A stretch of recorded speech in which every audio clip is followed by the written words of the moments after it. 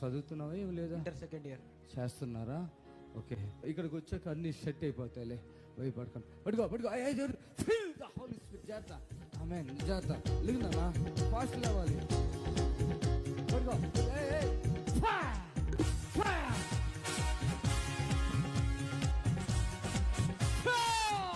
చూశారు కదా వీడియో.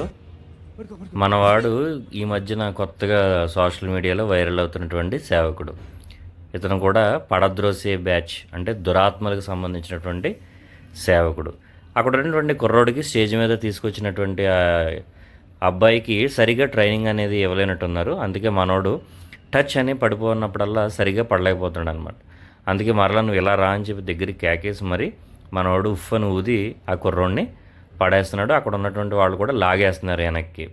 ఒక ఆయనేమో మగ్గులో వాటర్ తీసుకుని నడుస్తున్నాడు అటు ఇటు. పక్కనేమో బ్యాక్గ్రౌండ్ మ్యూజిక్. ఏంటండి అసలు ఇదంతా? క్రైస్తవ్యం ఏం జరుగుతుందని అర్థమవుతుందా మీకు? వాళ్ళు అలాగా దురాత్మలు బోధ చేస్తూ నరకానికి వెళ్ళేటువంటి సేవకులు వాళ్ళందరూ ఎవరైతే ఇదంతా చేస్తున్నారు. మరి అలాంటి మందిరాలకి ఇంకా ఎవరైతే వెళుతున్నారో, ఇంకెక్కడా చర్చెస్ లేనట్టు, ఎక్కడా సత్యం అనేది లేనట్టు వాళ్ళ దగ్గరికి పరిగెత్తుకుంటూ ఎవరైతే వెళుతున్నారో, ఏ కుటుంబాలైతే వెళుతున్నారో, తస్మాత్ జాగ్రత్త. మీరు కూడా నరకానికి వెళ్ళేటువంటి అవకాశాలు చాలా ఎక్కువగా ఉంటాయి. ఇలాంటి వాళ్ళని ప్రోత్సహించకండి. ఇలా అసలు వాక్యాన్ని చెప్పకుండా టచ్ అని ఎవడైతే పాడేస్తున్నాడో వాడు మోసగాడు.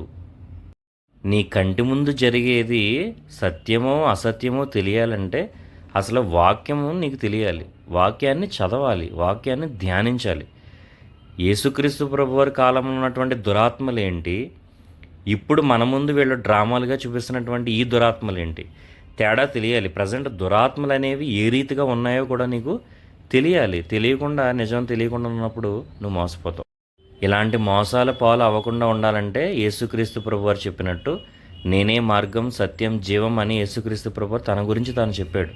కాబట్టి ఇలాంటి మోసాలు పాలు అవ్వకుండా ఉండాలంటే, సత్యం తెలియాలంటే ముందు వాక్యాన్ని చదవాలి, వాక్యాన్ని ధ్యానించాలి, యేసుక్రీస్తు ప్రభు ప్రేమను గుర్తించాలి.